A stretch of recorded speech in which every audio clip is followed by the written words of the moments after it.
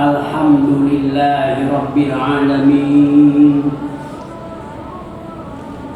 Wassalatu wassalamu ala ashrafil anbiya'i wal mursalin. Asyhadu an la ilaha illallah wahdahu la syarika lah. Wa asyhadu anna Muhammadan abduhu wa rasuluhu la nabiyya ba'da. Usikum wa iyaya bitaqwallah faqad fazal muttaqun.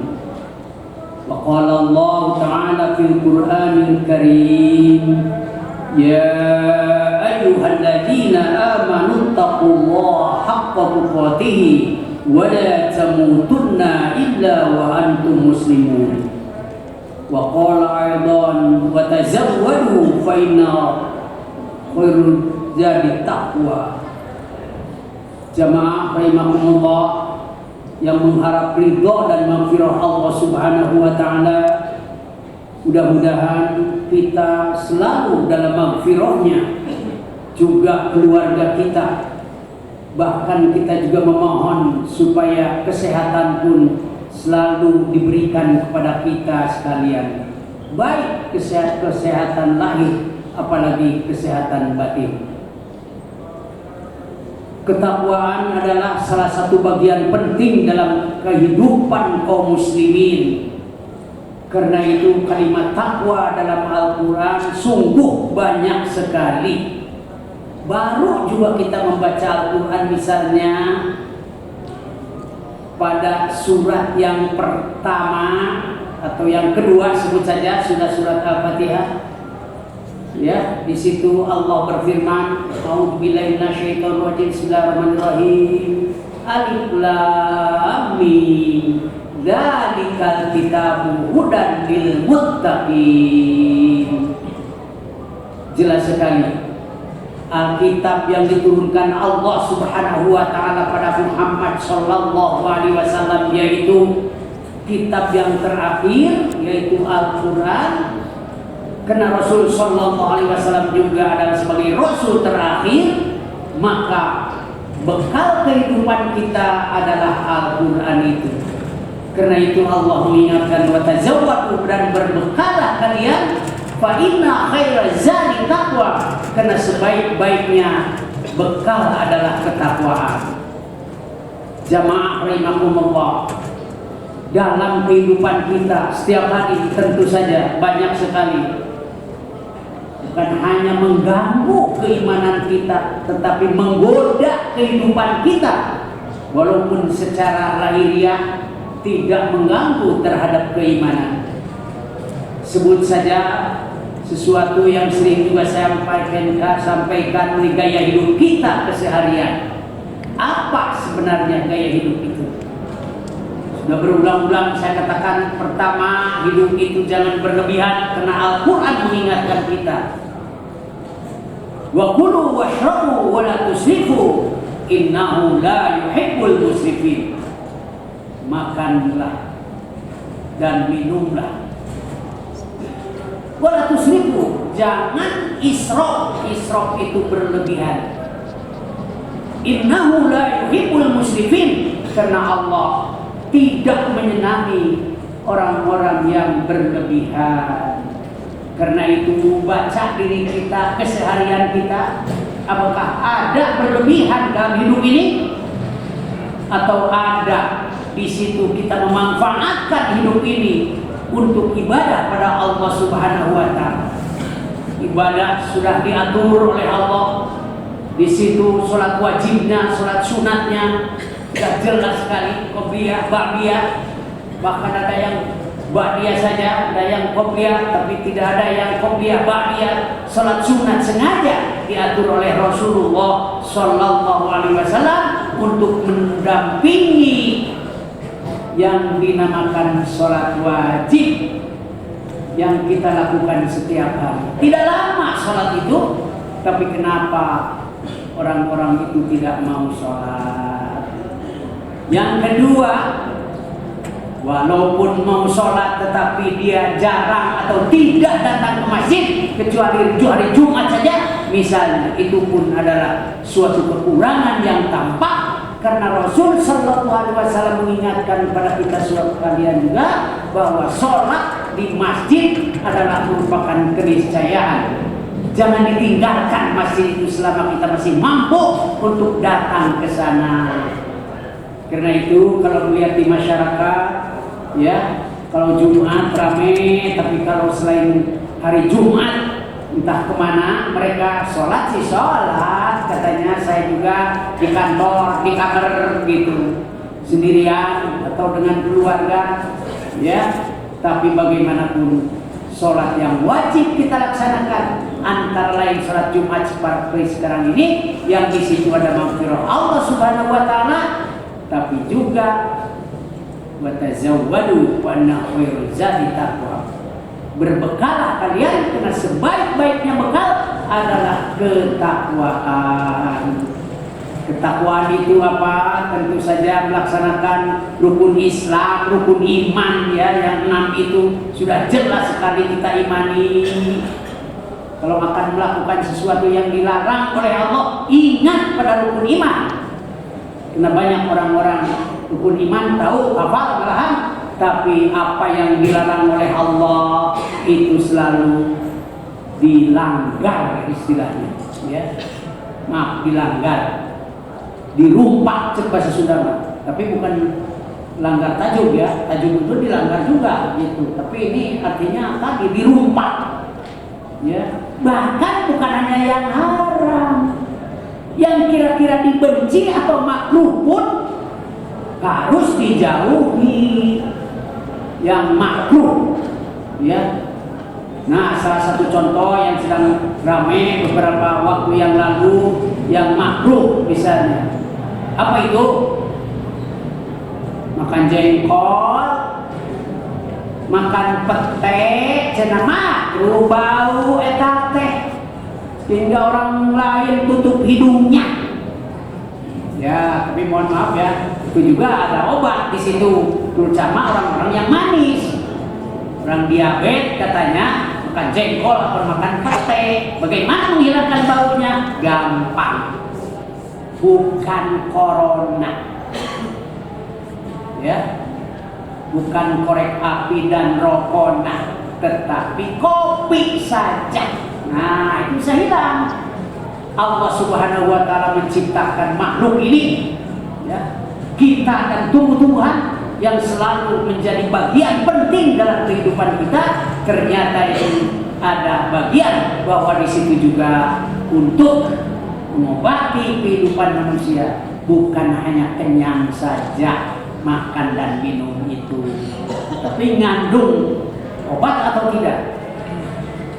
Tapi bagaimanapun tidak boleh orang makan minum itu berlebihan, karena penyakit nanti akan muncul juga dengan kehidupan seperti itu. Yang kedua, tidak boleh ada kemubadziran. Wala tubadzir tabdzira. Al-Quran jelas sekali itu, ya. Jangan ada kemubadziran dalam surat Al-Isra itu. Innal mubadzirina kanu ikhwana syayatin.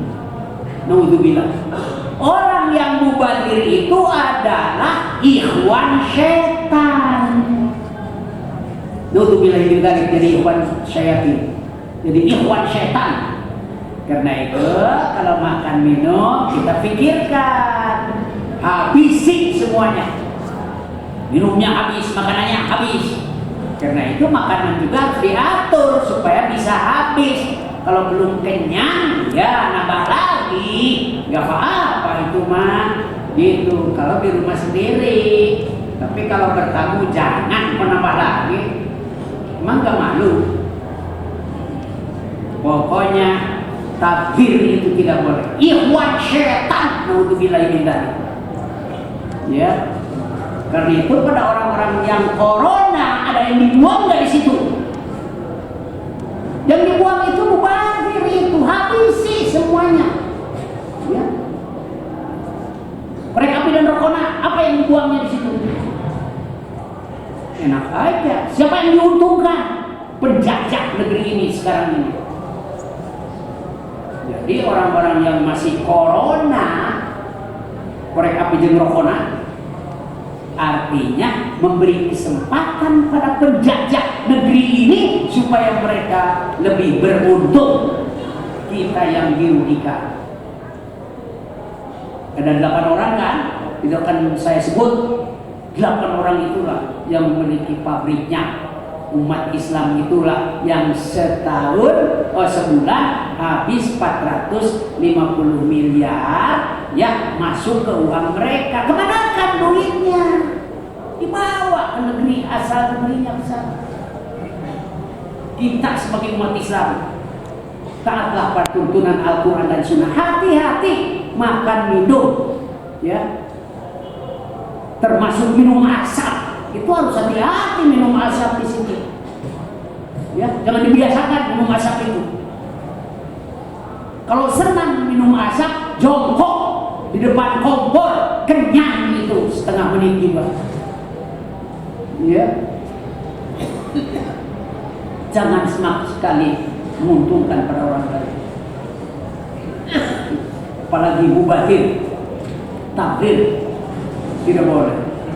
Makanan, minuman, apapun yang kita miliki, ya, pakaian sudah banyak, ya, udahlah beri pakaian, sodakokan saja kalau punya uang banyak, atau beli pakaian baru, apalagi lebaran kemarin, nah pakaian yang lama sodakokan pada masyarakat fuqara wal masakin, gembira. Yang ketiga, gaya hidup yang tidak boleh adalah berkemewahan. Kemewahan inilah jamaah rahimakumullah. Kalau sudah berkemewahan, maka di situ akan ada kehancuran. Dan itu dalam Al-Quran jelas sekali di dalam surat Al-Isra ayat 16. A'udzubillahi minasyaitonir rajim. Wa idza aradna an nuhlika qaryatan amarna mutrafiha fafasaku fiha fahaqqal qaul fadamarna tadmira. Jika kami bermaksud an nuhlika qaryatan, menghancurkan suatu negara, amarna mutrafiha, kami perintahkan pada orang-orang yang mutrafin, orang-orang yang berkemewahan. Di situ fafasaku fiha, lagi dia fasik, jauh dari agama, fahaqwal qaul fadamarna tadmira, maka akan jelas di situ perintah kami hancurkan sehancur-hancur. Naudzubillahi min dzalik. Karena itu jamaah rahimakumullah, kembali pada ajaran Al-Quran apapun, bukan hanya urusan-urusan akidah, bukan hanya urusan-urusan ibadah, tapi juga urusan muamalah seperti ini harusnya di bagian penting dalam kehidupan kita sekalian.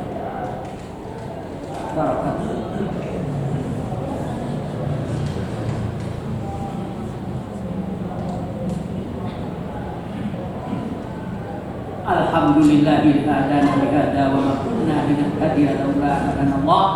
Asyhadu an la ilaha illallah wahdahu la syarika lah wa asyhadu anna Muhammadan abduhu wa rasuluh. Nabiyya ba'd. Qala Allah ta'ala fil Qur'anil Karim, wa tazawwadu fa inna khairaz zadi taqwa. Berpakaianlah kalian, sebaik-baiknya pakaian adalah takwa. Ketakwaan yang sering kita baca dalam Al-Quran tentu saja bagian penting dalam kehidupan kita sekalian.